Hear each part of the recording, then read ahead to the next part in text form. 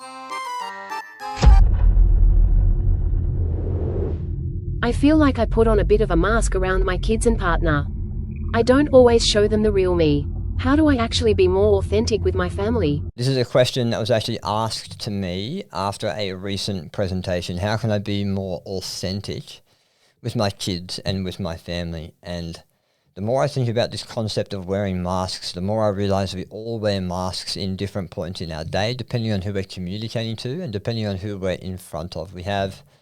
Some of us have a mask we wear to work, where our employer or our colleagues will probably never understand the real us. Some of us, unfortunately, have a mask at home with our partner, which I think is one of the places where we shouldn't have a mask and we should just be who we are. And the unfortunate thing is some of us wear these masks for so long that we become them, that we turn into the thing that we think we should be, and then we forget about who we are. It's happened to a number of friends of mine. They've got a role in a job, or they got married, or they're hanging out with a new friend group. And you can tell they're putting on a show, they're putting on an act for the people around them, and you know that's not who you are. And it's a frustrating situation to be in.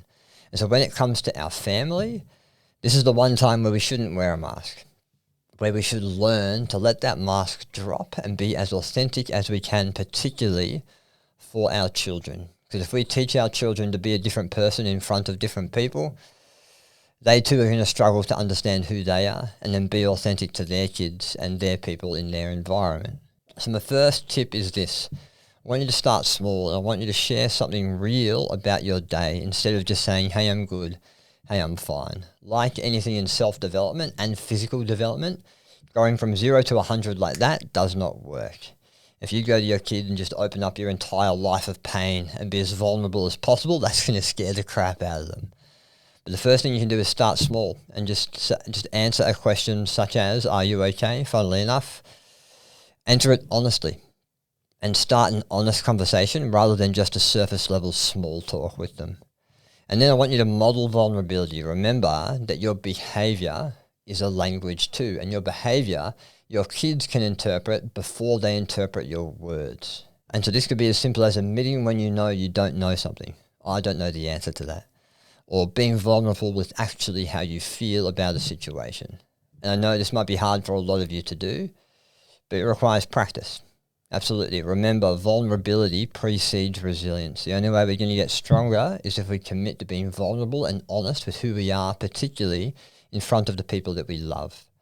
And then I want you to spend time being present without distraction with your family. Authenticity isn't always about words, it's about attention. And this just simply means being with them. It means being in the same room, but not on separate screens. Not living separate lives, sitting on the couch next to each other. It means playing games. It means having honest conversations without distraction. Time and just being present, looking at them in the eyes, can be the thing that turns a kid's life around. But it's something that we don't do because we're always so distracted. And then I want you to simply ask questions, which will invoke replies to your kids or to your family. When you invite your family's real selves into the conversation, they show up. And all of a sudden, it's a two-way street. You model vulnerability by starting small, answering things honestly, and then you invite your kids or your family to be vulnerable too.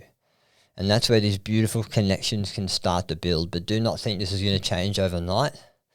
This is something that will take quite a time to flip. But trust me, you commit to it, and your relationship with your children will change wholesale just because you chose to be vulnerable.